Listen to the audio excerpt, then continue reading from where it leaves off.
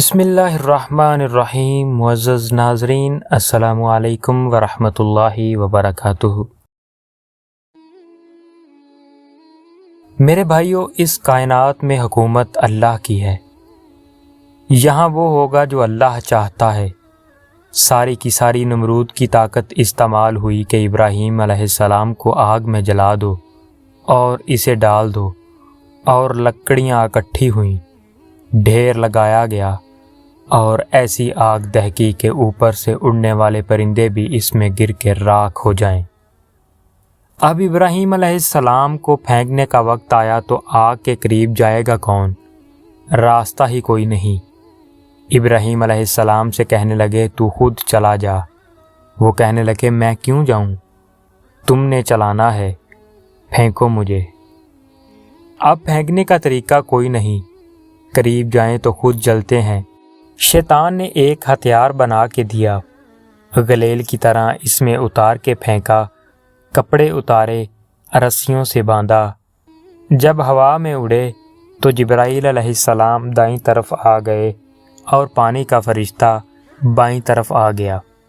درمیان میں ابراہیم علیہ السلام، ادھر جبرائیل علیہ السلام، ادھر پانی کا فرشتہ، اور ابراہیم علیہ السلام خاموش ہیں، بس اتنا کہہ رہے ہیں حسبی اللہ و نعم الوکیل، اس سے آگے کچھ نہیں بول رہے۔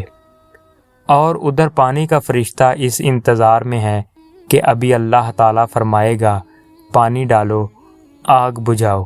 جبرائیل علیہ السلام اس انتظار میں ہے کہ یہ مجھ سے کچھ کہیں تو میں آگے کروں۔ تو جب دیکھا کہ ابراہیم علیہ السلام بولتے نہیں ہیں تو بے قرار ہو گئے کہ یہ آگ میں جائے گا تو جل جائے گا۔ جبرائیل علیہ السلام بھی تو یہی جانتے ہیں کہ آگ جلاتی ہے۔ کہنے لگے ابراہیم علیہ السلام آپ کو میری ضرورت نہیں؟ تو فرمایا ضرورت ہے، مجھے تیری کوئی ضرورت نہیں، بے شک اللہ کا ضرور محتاج ہوں، پر تیرا محتاج کوئی نہیں ہوں۔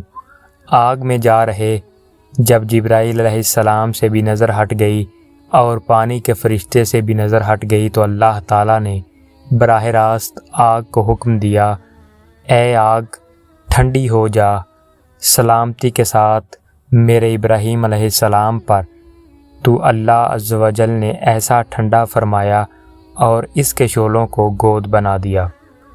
شعلوں نے ابراہیم علیہ السلام کو گود میں لیا، جیسے ماں بچے کو چارپائی پر لٹاتی ہے، ایسے آرام سے انگاروں پر بٹھا دیا۔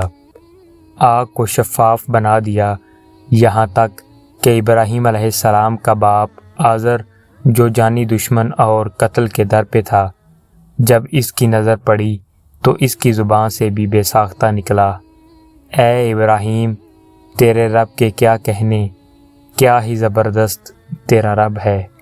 معزز ناظرین، آپ کو اور ہمیں اللہ پاک پر پورا یقین رکھنا چاہیے اور ہر مشکل وقت میں اللہ کی ذات کو پکارنا چاہیے، جو بہت بڑا مہربان اور نہایت رحم کرنے والا ہے اور ہماری مدد کرنے والا ہے۔